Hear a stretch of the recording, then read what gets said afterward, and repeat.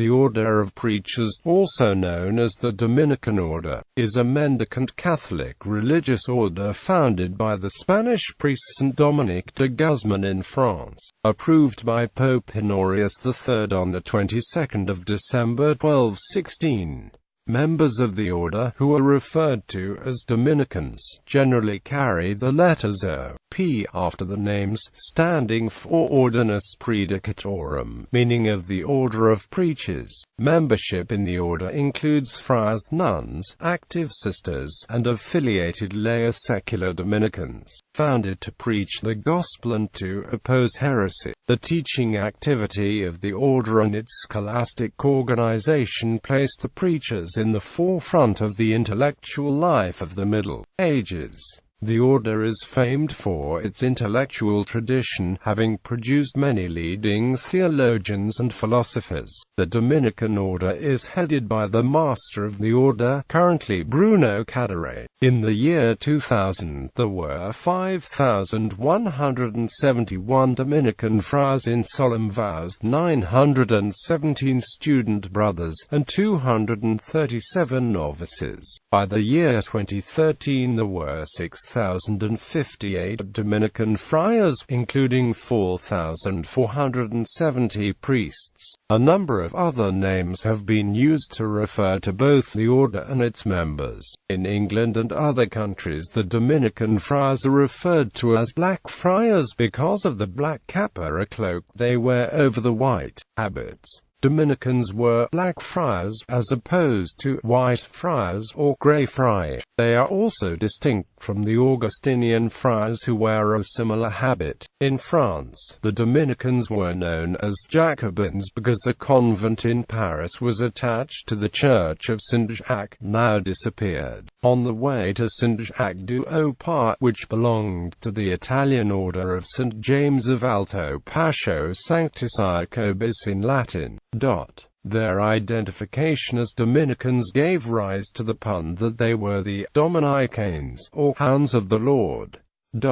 Foundation. The Dominican order came into being in the Middle Ages at a time when religion began to be contemplated in a new way. Men of God were no longer expected to stay behind the walls of a cloister. Instead, they traveled among the people, taking as their examples the apostles of the primitive church. Out of this ideal emerged two orders of mendicant friars. One, the Friars Minor, was led by Francis of Assisi, the other, the Friars Preachers, by Dominic of Guzman. Like his contemporary, Francis, Dominic saw the need for a new type of organization, and the quick growth of the Dominicans and Franciscans during the first century of existence confirms that the orders of mendicant friars met a need. Dominic sought to establish a new kind of order, one that would bring the dedication and systematic education of the older monastic orders like the Benedictines to bear on the religious problems of the burgeoning population of cities,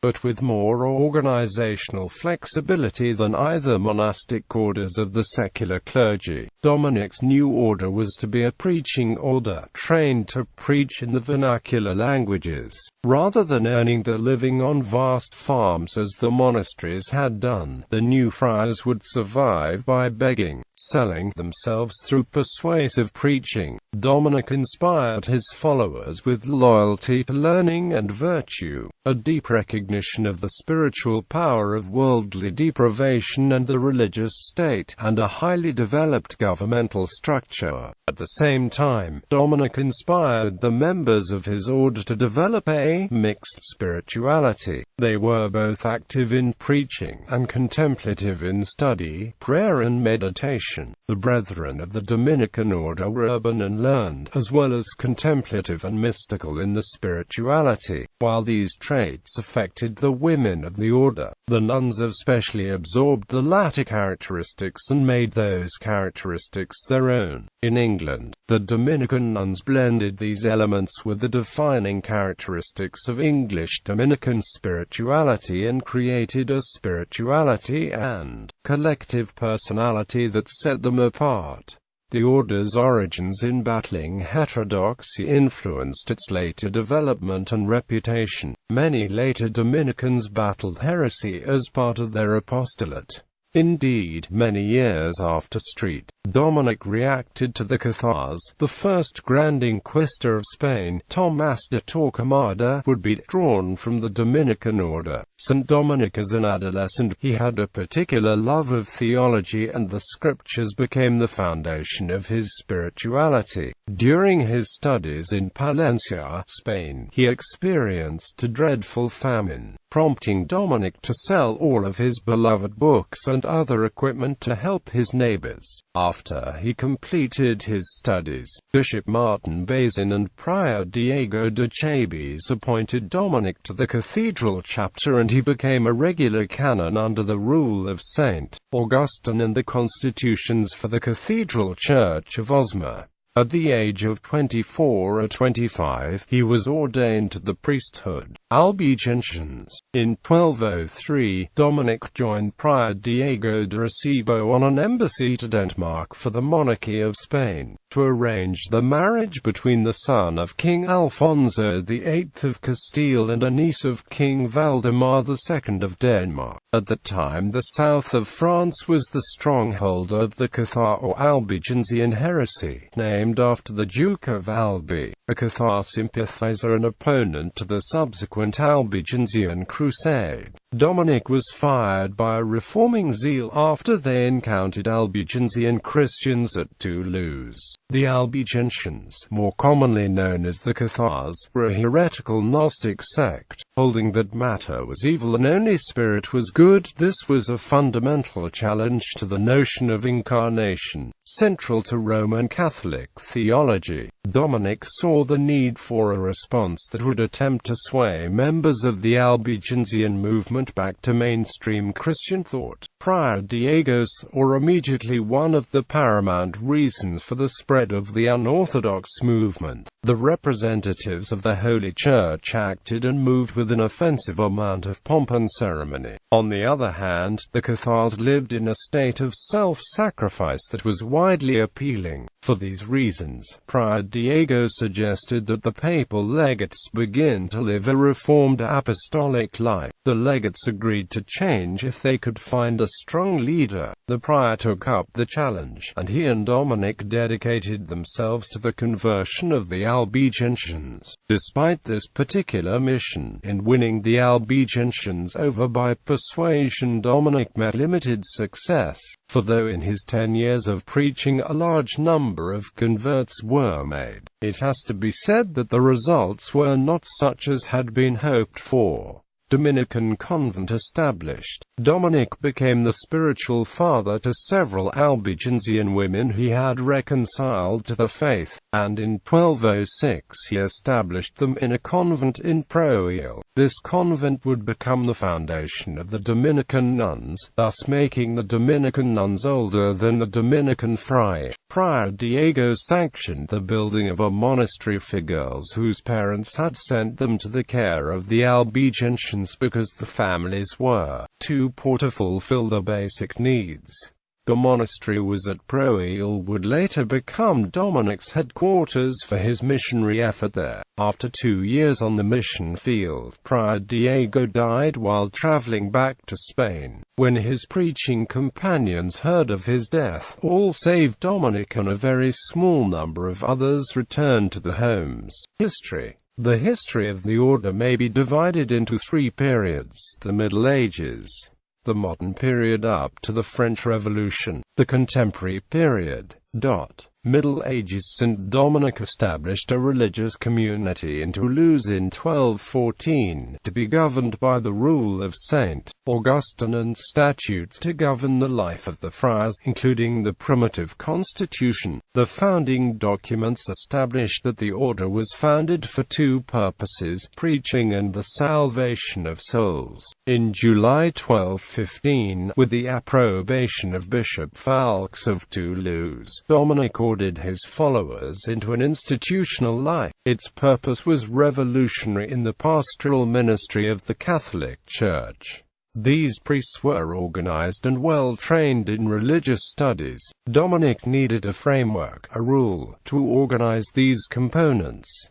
The rule of St. Augustine was an obvious choice for the Dominican order, according to Dominic's successor, Jordan of Saxony, because it lent itself to the salvation of souls through preaching. By this choice, however, the Dominican brothers designated themselves not monks but canons regular. They could practice ministry in common life while existing in individual poverty. Dominic's education at Palencia gave him the knowledge he needed to overcome the Manichaeans. With charity, the other concept that most defines the work and spirituality of the order, study became the method most used by the Dominicans in working to defend the Church against the perils that hounded it, and also of enlarging its authority over larger areas of the known world. In Dominic's thinking, it was impossible for men to preach what they could not understand. When the brethren left Proel, then, to begin their apostolic work, Dominic sent Matthew of Paris to establish a school near the University of Paris. This was the first of many Dominican schools established by the brethren, some near large universities throughout Europe. The order of preachers was approved in December 1216 and January 1217 by Pope Honorius III in the papal bulls Religiosum Vitamin Nos Attendants. On January 21, 1217, Honorius issued the bull Gratiam Omnium recognizing St. Dominic's followers as an order dedicated to study and universally authorized to preach, a power formerly reserved to local episcopal authorization.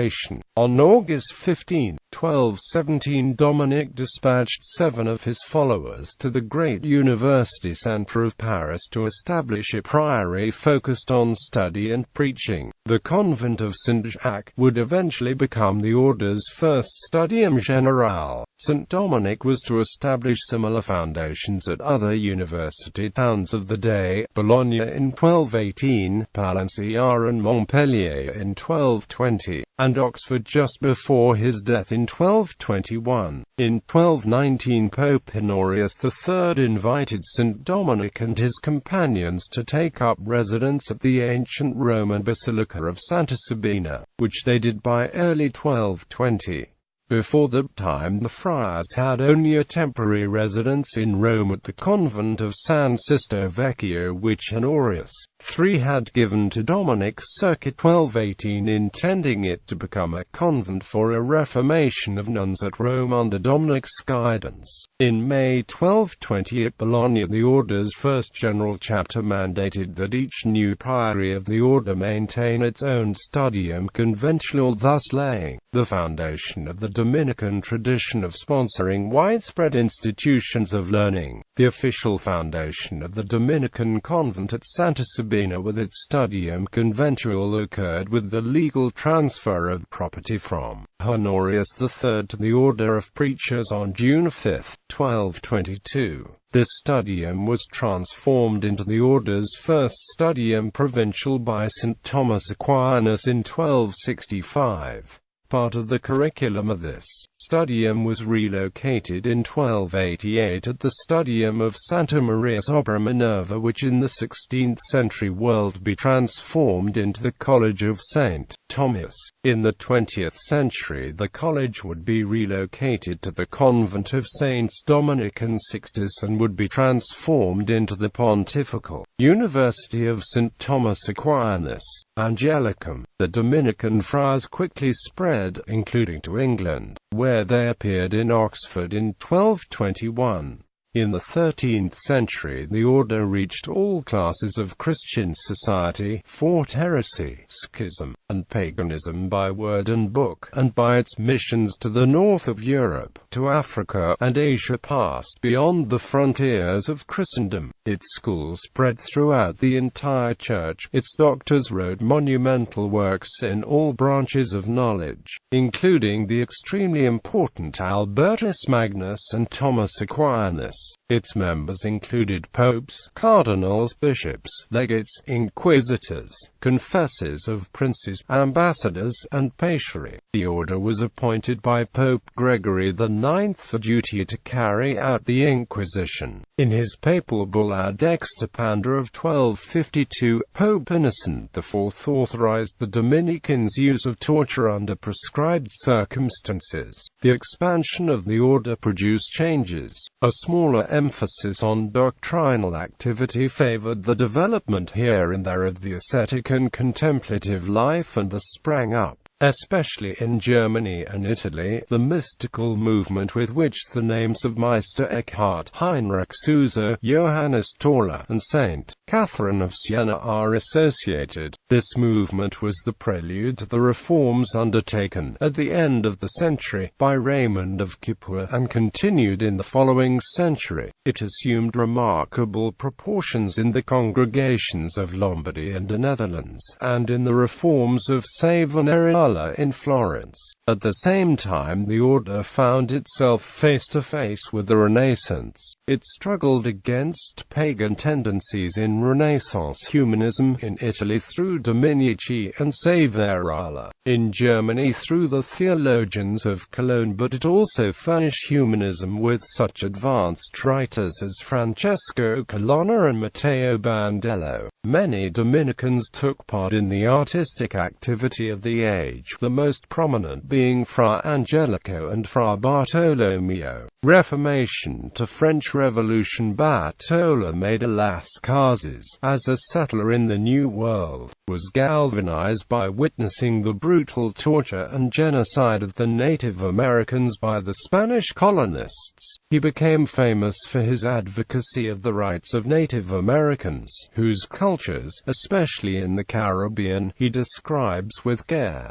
Gaspar da Cruz, who worked all over the Portuguese colonial empire in Asia, was probably the first Christian missionary to preach in Cambodia. After a stint in Guangzhou, China, he eventually returned to Portugal and became the first European to publish a book on China in 1569–1570. The modern period consists of the 3 centuries between the religious revolution at the beginning of the 16th century and the French Revolution and its consequences. The beginning of the 16th century confronted the order with the upheavals of revolution. The spread of Protestantism cost it 6 or 7 provinces and several hundreds of convents. But the discovery of the New World opened up a fresh field of activity. In the 18th century, there were numerous attempts at reform, accompanied by a reduction in the number of devotees. The French Revolution ruined the order in France, and crises that more or less rapidly followed considerably lessened or wholly destroyed numerous provinces.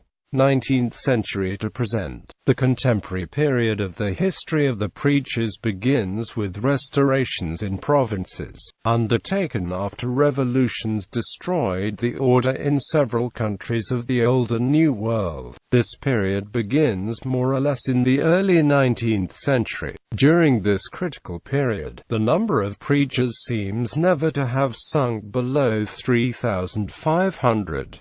Statistics for 1876 show 3,748, but 500 of these had been expelled from the convents and were engaged in parochial work. Statistics for 1910 show a total of 4,472 nominally or actually engaged in proper activities of the order. In the year 2000, there were 5,171 Dominican friars in solemn vows, 917 student brothers, and 237 novices. By the year 2013, there were 6,058 Dominican friars, including 4,470 priests. In the revival movement, France held a foremost place owing to the reputation and convincing power of the orator Jean-Baptiste Henri Lacordaire. He took the habit of a friar preacher at Rome, and the province of France was canonically erected in 1850.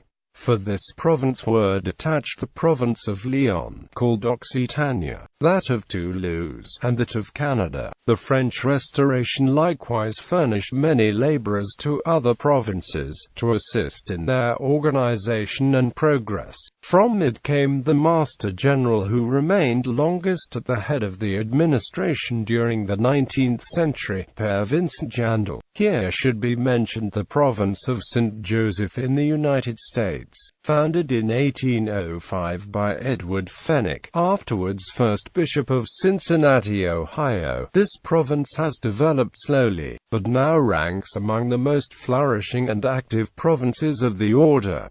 In 1910 it numbered 17 convents as secondary houses. In 1905, it established a large house of studies at Washington, D.C., called the Dominican House of Studies. There are now 4 Dominican provinces in the United States. The province of France has produced a large number of preachers. The conferences of Notre Dame de Paris were inaugurated by Père Lacordaire. The Dominicans of the province of France furnished Lacordaire, Jacques Montsabray, Joseph Olivier, Thomas Tourneau. Since 1903 the pulpit of Notre Dame has been occupied by a succession of Dominicans. Père Henry Deedon was a Dominican. The House of Studies of the Province of France publishes l'Année dominicaine, La Revue des Sciences Philosophiques et Théologiques, and La Revue de la Jeunesse. French Dominicans founded and administer the École biblique et archéologique française de Jerusalem, founded in 1890 by Père Marie-Joseph Lagrange, P., one of the leading international centers for biblical research. It is at the École biblique that the famed Jerusalem Bible was prepared. Likewise Yves Cardinal Congo, P. was a product of the French province of the Order of Preachers. Doctrinal development has had an important place in the restoration of the preachers. Several institutions, besides those already mentioned, played important parts, such as the Biblical School at Jerusalem, open to the religious of the order and to secular clerics, which publishes the Revue biblique. The Faculty of Theology at the University of Fribourg, confided to the care of the Dominicans in 1890, is flourishing, and has about 250 students. The Pontificium Collegium Internationale Angelicum, the future Pontifical University of St. Thomas Aquinas, Angelicum, established at Rome in 1908 by Master Hyacinth Cormier, opened its doors to regulars and seculars for the study of the sacred sciences. In addition to the reviews above, the Revue Thomiste, founded by Père Thomas Coconnier, and the Analecta Ordinis Predicatorum. Among numerous writers of the order in this period are Cardinals Thomas Sigliara and Zephyrin Gonzalez, 2 esteemed philosophers, Alberto Guillemoti, historian of the Pontifical Navy, and Heinrich de Neifel, one of the most famous writers on medieval history. Divisions. The friars, nuns, sisters, members of priestly fraternities of St. Dominic and Dominican laity together form the Order of Preachers. Nuns. The Dominican nuns were founded by St. Dominic even before he had established the friarage. They are contemplatives in the cloistered life. Properly speaking, the friars and nuns together form the Order of Preachers. The nuns celebrated their 800th anniversary in 2006. Sisters. Dominican sisters carry on a number of apostolates. They are distinct from the nuns. The sisters are a way of living the vocation of a third-order Dominican, as well as the friars. Dominican sisters live the lives supported by 4 common values, often referred to as the 4 pillars of Dominican life. They are community life, common prayer, study and service. St. Dominic called this fourfold pattern of life the holy preaching. Henry Matisse was so moved by the care that he received from the Dominican sisters that he collaborated in the design and interior decoration of the Chapelle du Saint-Marie du Rosaire in Vence, France. Priestly Fraternities of St. Dominic. The Priestly Fraternities of St. Dominic are diocesan priests who are formally affiliated to the order of preachers through a rule of life that they profess, and strive for evangelical perfection under the overall direction of the Dominican friar. The origins of the Dominican fraternities can be traced from the Dominican Third Order Secular, which then included both priests and lay persons as members, with the cessation of terminological references to First, Second and Third Orders in the Dominican Order in 1968. There ensued the creation of separate rules for the laity and for the priests, and the corresponding constitution of one and the other as distinct fraternities, now existing as a separate association from that of the laity, and with its own distinct rule to follow. The Priestly Fraternities of St. Dominic continues to be guided by the order in embracing the gift of the spirituality of St. Dominic in the unique context of the diocesan priests, along with the special grace of the sacrament of holy orders, which helps them to perform the acts of the sacred ministry worthily. They receive new spiritual help from the profession, which makes them members of the Dominican family and sharers in the grace and mission of the order, to the sure advantage of the local and universal church. While the order provides them with these spiritual aids and directs them to their own sanctification, it leaves them free for the complete service of the local church under the jurisdiction of their own bishop. Laity. Dominican laity are governed by their own rule, the rule of the lay fraternities of St. Dominic, promulgated by the Master in 1987.